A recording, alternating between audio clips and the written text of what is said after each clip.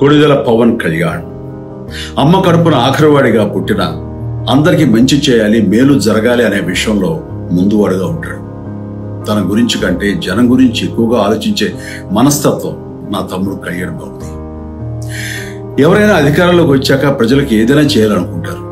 కానీ కళ్యాణ్ తన సొంత సంపాదనని కౌలు రైతులు కన్నీళ్లు తుడిచేందుకు ఖర్చు పెట్టడం, సరిహద్దు దగ్గర ప్రాణాలొడ్డి పోరాడే జవాన్ కోసం పెద్ద మొత్తం అందివ్వడం, అలాగే మత్స్యకారులు ఇంకా ఎందరికో తాను చేసిన సహాయం చూస్తుంటే ఇలాంటి నాయకుడు కదా జనానికి కావాల్సింది అనిపిస్తుంది.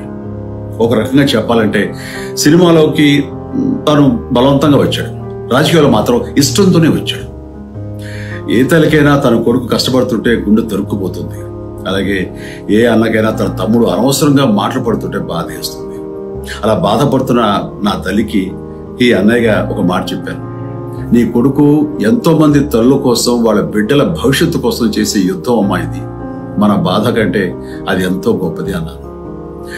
అన్యాయాన్ని ఎదిరించకుండా మౌనంగా ఉండే మంచివాళ్ల వల్లనే ప్రజాస్వామ్యం మరింత నష్టం అని నమ్మి జనం కోసం జన సైనికుడు అయ్యాడు.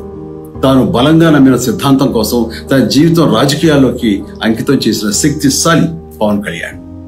ప్రజల కోసం, రాష్ట్ర భవిష్యత్తు కోసం ఆ శక్తిని వినియోగించాలి అంటే చట్టసభలో అతని గొంతు మనం వినాలి. జనమే జయను నమ్మే జనసేనాని